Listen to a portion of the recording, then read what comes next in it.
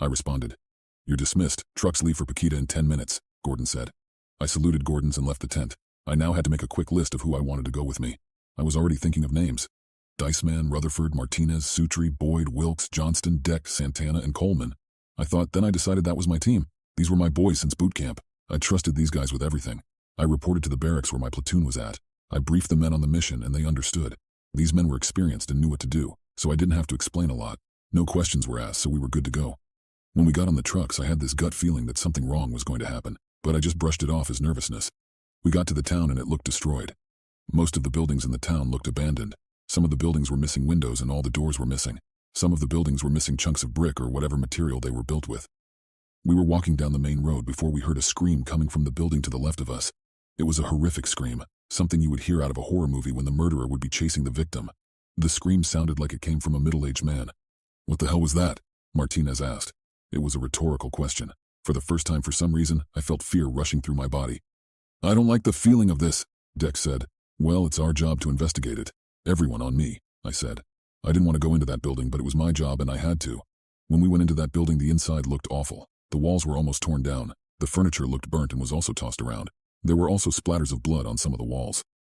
Did we run into a Taliban crime scene? Boyd asked. No clue, I responded back.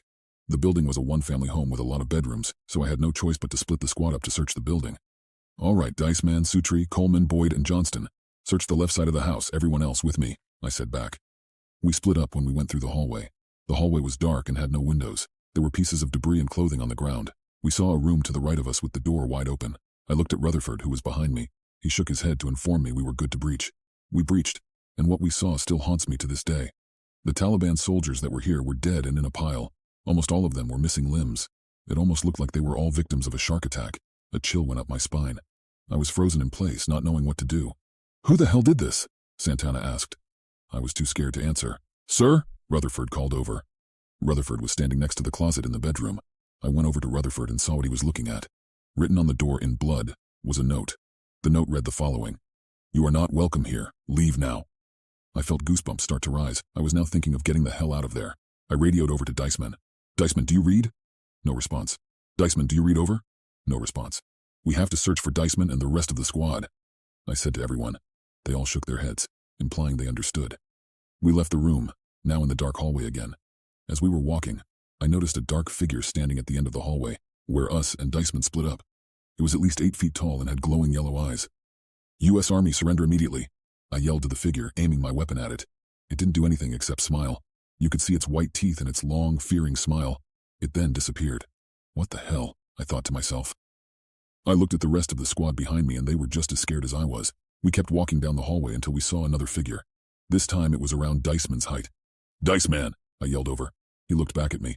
But something was strange. He didn't say anything. That's not Diceman, Santana whispered. The figure started running towards us. Diceman, stop! I yelled. He didn't stop. I shot him twice in the leg. He fell over. He was practically right in front of me. What the hell are you? Rutherford yelled. Diceman looked at us. His eyes were in the back of his head and he was pale. We are the reason you guys have nightmares at night. We are the reason your children can't sleep at night alone. We are fear. I shot him in the head. He was dead. Me and the squad left the building in town. I reported what happened and was told to keep quiet about what happened. I don't know what happened to Boyd and the others, but what I experienced will live with me till the day I die.